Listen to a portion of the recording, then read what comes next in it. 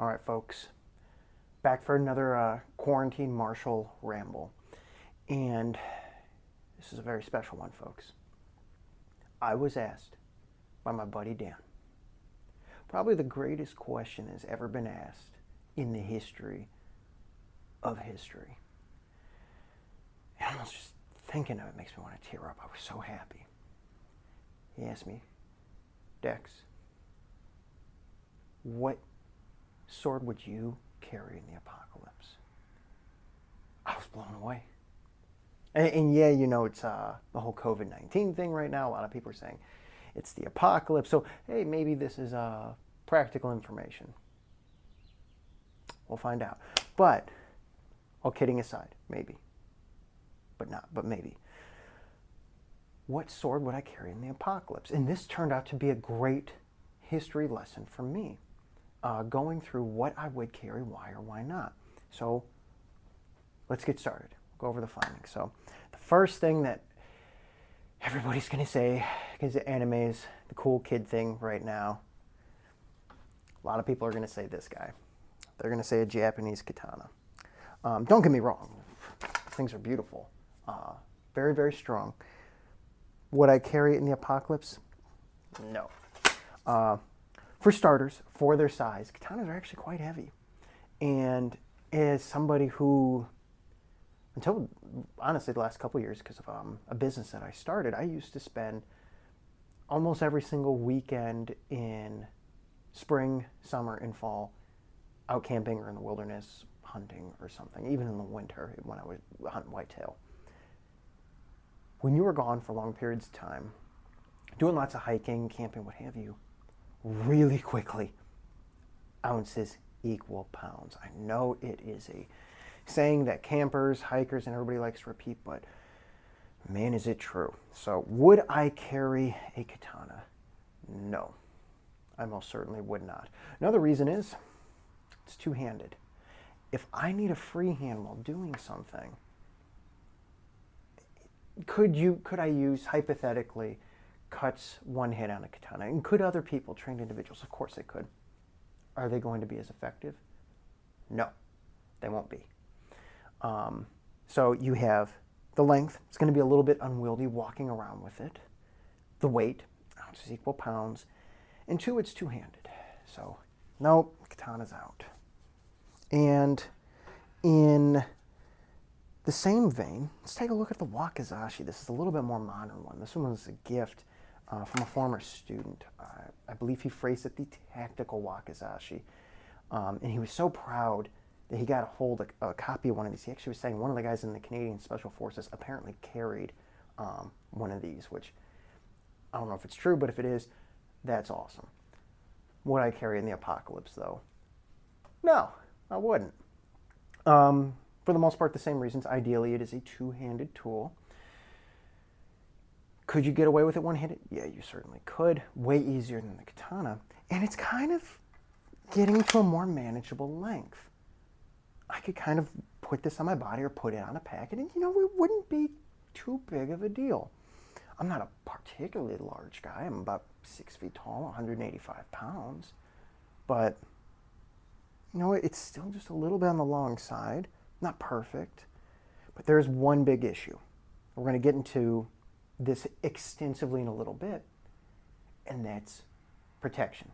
Specifically, this does not have a good handguard, does not have a complex hilt, does not have a complex guard, and if I'm going to be fighting and actually using the sword for what swords are made for, this comes up a little short. So, is the wakizashi a better choice than the katana in this case? Yes, but would I still pick it? No. Let's take a look at some of the little bit more European flavor. How about any of the European long swords or broadswords, or in this case, a Viking era sword? Would I carry this? Well, it's absolutely gorgeous. I don't know if you can see this. This thing's beautiful. Cold steel replica, by the way. Would I carry it? No. One of the main reasons is they're too long, they're too big, and there's the weight issue. Pretty much everything I said for the katana applies to this. Granted, yes, this is ideally a one-handed tool. It makes it a little bit better than the katana, but the length and the weight, it's worse off than the wakizashi, in my opinion. Handguard's obviously a little bit better. Not where I'd like it to be. Still too big, too heavy. No. Going back to some of the tiny, this is obviously a wooden sword, but if you look at the Chinese swords, whether it would be the Jin, or in this case a Dao, whether you're looking at a Da Dao or a Darn Dao, very underestimated swords in terms of cutting power, very underappreciated in the martial arts. But would I carry one? No. Same reasons I mentioned before. Too big, and for those who have actually held Da Daos or Darn Daos, they're quite heavy. Do they cut for their size fantastically? Yes. Are they ideally a one-handed sword that could be used two-handed? They are. Still, too big, too heavy, and granted, yes, the guard is a little bit better than what you would sometimes find in Japanese swords. Still not good enough. I like having fingers. Fingers are going to be very important in the apocalypse, folks. More so, maybe more so, than what they are today. Just saying, and I don't think prosthetics will be in big supply or surgeries to reattach fingers. Probably not. So, no. Continuing on with Asian swords, let's take a look at something else. Let's get a little bit closer to this answer. What about a Filipino espada? Okay. It's a little bit better. His pros and cons. It's definitely a more manageable weight. Definitely more manageable. Definitely a more manageable length, too. I could easily stick this in its scabbard and stick it on a pack without really an issue. The weight's fairly nice. This comes from Chris Cutler, by the way.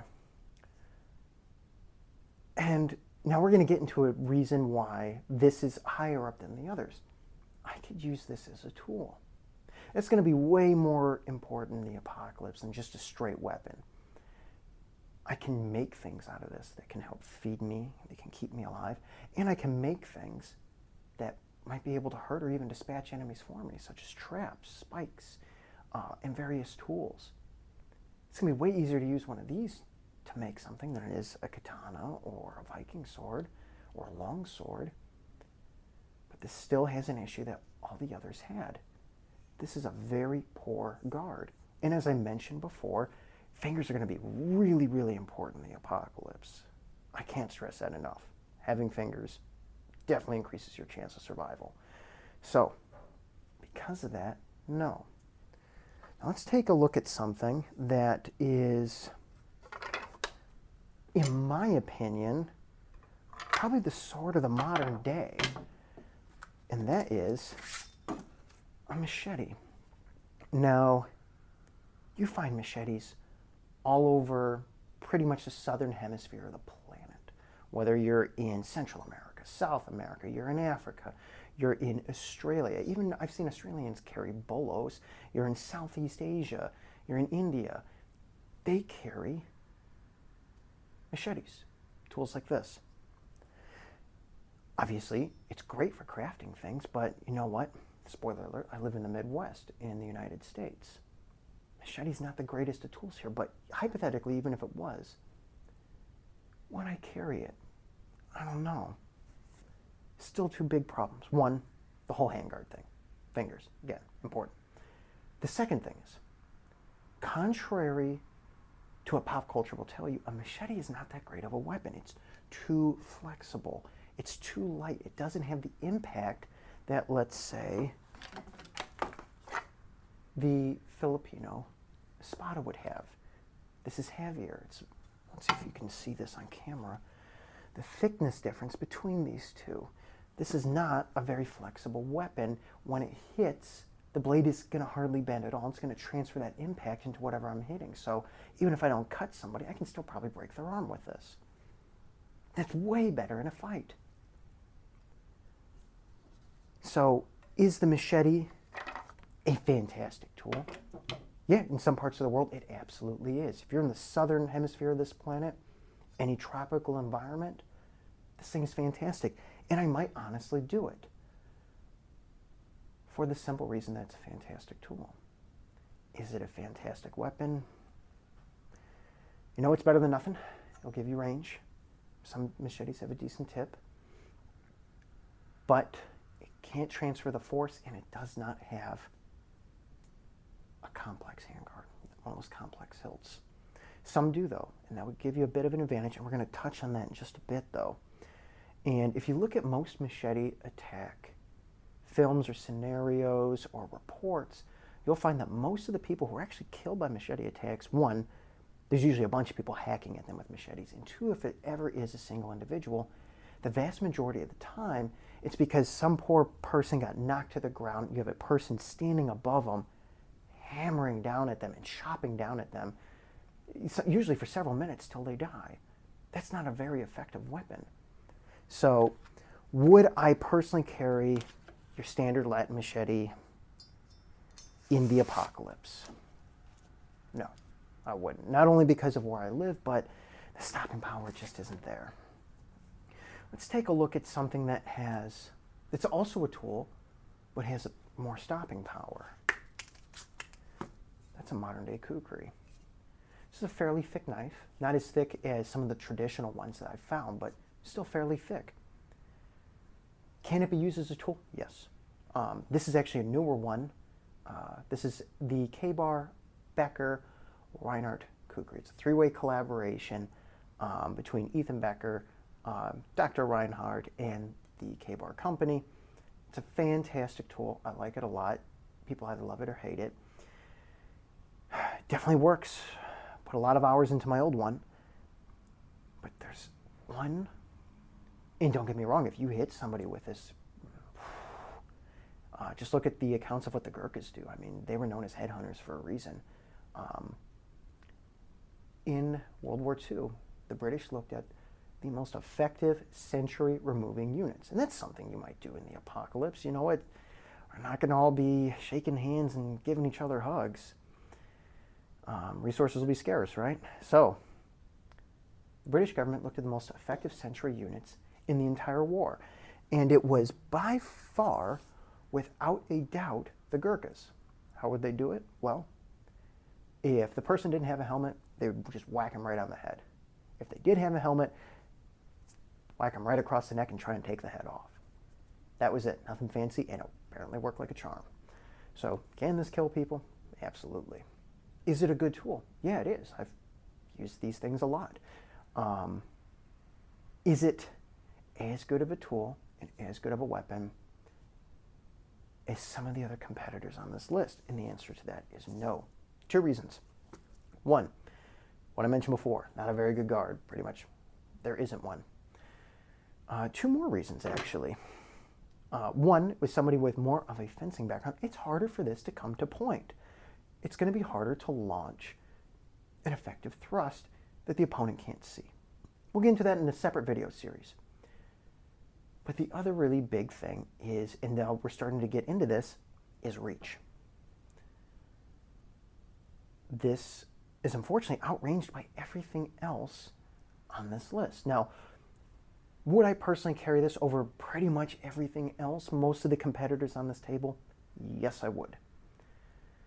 Does it make an effective weapon when your opponent may have something similar, another contact weapon? It could. You know what? They're probably not going to carry anything particularly large, but because it's used in big chopping motions for the most part, and it's not the best thruster out there, it's going to fall short in that weapon category. So, would I carry this potentially? You know what? If it was my only option, absolutely. And it's pretty much beat out everything else on this list so far. But is it ideal? No. Let's keep going. Let's take a look at something that is also used as a tool, something I've used quite a lot with, given several of these as gifts, but is a more effective weapon. And that is what folks today like to call a machete sword. And it looks like a standard machete when you first see it. Let's compare it to something fairly similar. Let's take a look at the big difference, though. The thickness. This is thick like a sword. Swords are very sturdy. They tend to be very thick, so they can impart force. Both, they act as simultaneously as a cutting and as a blunt implement, which kind of separates them from a lot of other weapons. That being said, I've taken this camping to